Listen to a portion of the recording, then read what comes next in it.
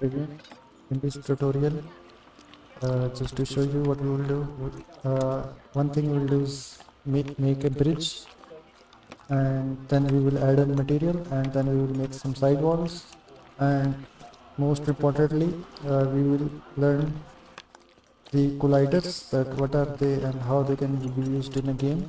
So if we move our character, as you can see in the scene view, when we move and when it touches this side wall, this will started to show up, started overlapping with cube 1. So to show you how this is done, let's get started. So first thing we will do is uncheck this. So we are back again from where we started.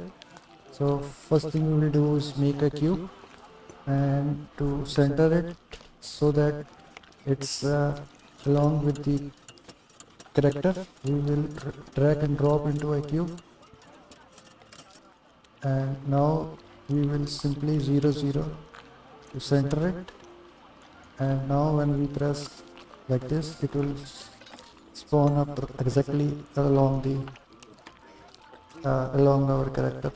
So to scale it, we will scale it 40 times. And for Y, again when you press E key, you can easily scale it. So how long your level be, you will simply press F key and it will zoom out, and then alongside Z, no, you can adjust if you want it high or if you want it low. So from here things are pretty simple. What you gotta do is center it so it is exactly at its sweet, and then you gotta adjust some values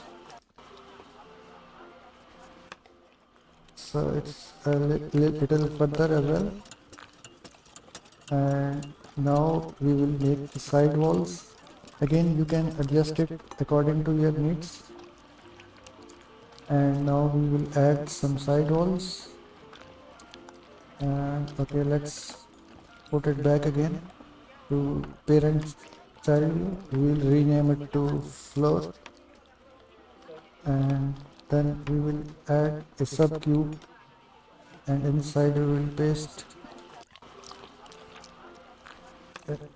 we will create we will duplicate this floor.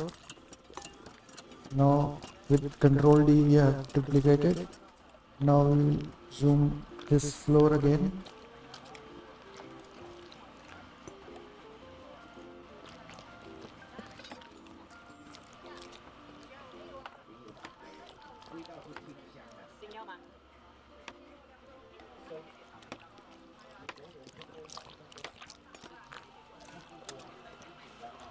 And now we have made a sidewall. And to make it further slim like this, you can simply make it like this. It's much better now. And this is, you can scale it as well. So we will scale a bit.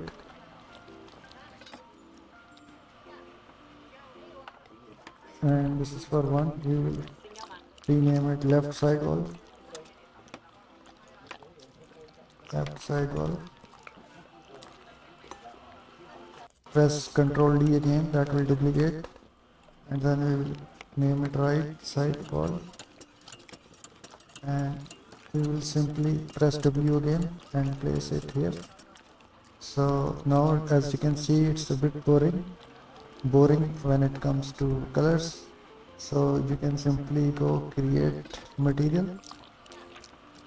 Inside material you can select the color.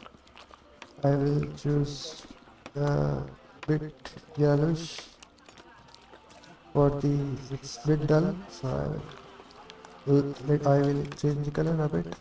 So we will change the color of floor, and we will drag and drop onto the floor. So now our floor is a bit more interesting, and then we will, on the material, we will press Ctrl D, and then we will change the color again of the walls, and we can simply put blue color again. or we will select this color again, and now we got a drag and drop back again, and simply put the material color into the pane. And now as you can see, we have side walls well established, and now we got to do is now what we have to do, if we play,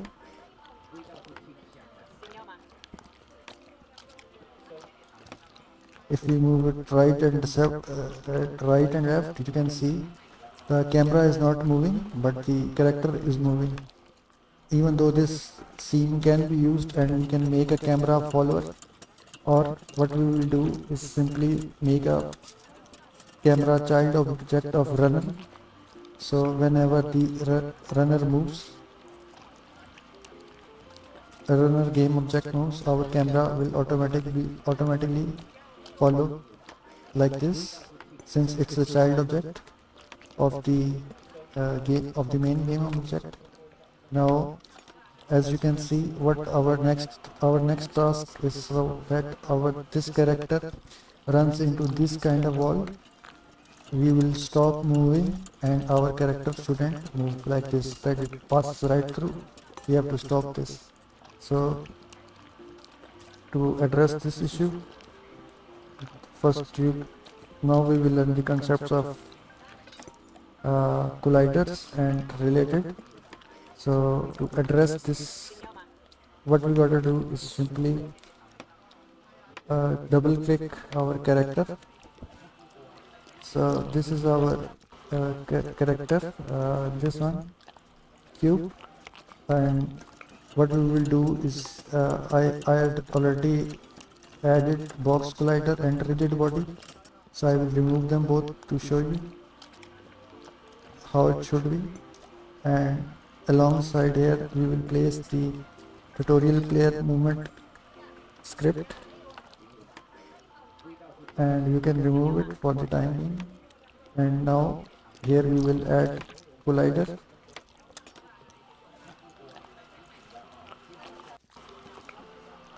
For the example case, we will be doing box collider. So by default, if you have a skinned mesh renderer component and you attach a box collider will most likely fit there nicely. So if you zoom it up again, and if you press edit collider, I will uncheck it to show you that how you can edit the collider itself. So if you press it so that it's yellow, it's of this color tint, that is, after clicking it again one time, you will see these dots have appeared, these dots, these dots, these dots. So what this does is, when you press on them, you can adjust the top side left view. So I go on to the top view, and from here I will simply stuff this little closer to the body. So this is the super top view, and from here we will adjust it according to the body like this, and alongside here we will put it like this. And this is for the top view. For panning it back to the other view, either you can simply press this orientation, and here you can select your orientation. My orientation is fine according to that is what I feel, but if you want to change it, you can simply change it, and that won't be an issue, and that is fine too. So I will leave it, and from here I found it fine as well. So finally I think our collider is set and adjusted, and from here we will add a component named rigid body, and here is our rigid body attached along with the collider. Again, if we have two components, I will add the floor again. As you can see, by default by default floor comes with, if you make a basic cube, primitive cube, it comes with a box collider turned on. So this was our box collider, and this was our player character. So by default, if you don't attach a rigid body, the two box colliders colliding won't give you any information that they have collided. If you add a rigid body component, will be used as a physics to, this will tell Unity that you can do physics manipulation on this game object as well. But since we want only for collision, we can turn the schematic off, and I will in a second show you that now box collider and rigid body is on. What happens? So this is our character, and if we place it like this, here second, like this, it will fall right back. Let's pause it. This is our runner component. Let's place it here, and let's, when we unpause the game, our rigid body component fell right to the bottom again. As you can see, this was our collider, while our what do we call this character with the skin mesh renderer, it didn't fell along with the this rigid body. So to solve this, that rigid body should glide in a way that both it works, but for our game sake, we don't need this for, we don't need to check this right now. So what we will do is simply turn the schematic on, and then this component won't fail. That is, the physics won't apply on our rigid body. So when we press it, when we press our cube, it won't fail.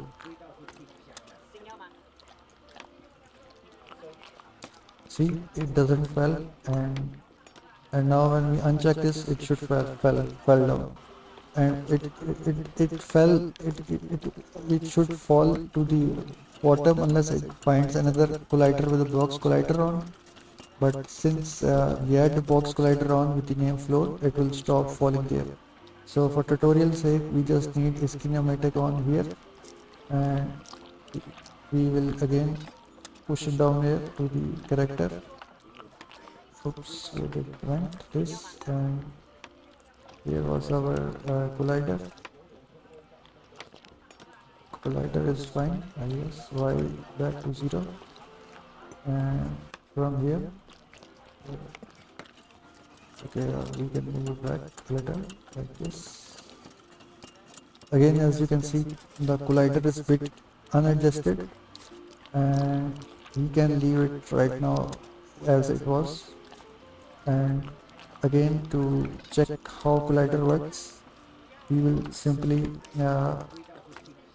we will write these again. To in next tutorial, we will see how we can write these two lines on trigger enter and on boolean enter, and when we input this here, and when we will attach the script, then the script will automatically tell where the rigid body was and box collider was, will tell that started overlapping with this. And for this tutorial, I will simply show you, but I won't explain. So let's show you. So now what happens is, whenever the game object on which collision happens, it will either show this started overlapping with and starting colliding with. Again, these are two different things on trigger enter and on collision enter, and these will be explained in next tutorial. But for this one, I will simply show you what happens if we it move right past, and it didn't save the thing. So let's go back, and when we turn schematic on, sorry, off, and then now it started registering booleans again. So to check it again, here I will show you it doesn't register, but only once it does register. So that was it. And when we turn it on, it won't register. As you can see, it doesn't register at all. And if we turn it back on again, it start telling that it is started registering the boolean of this character, of this character collider with the wall. So in this next tutorial we will see that how different types of colliders works and what we can do with them. Thank you.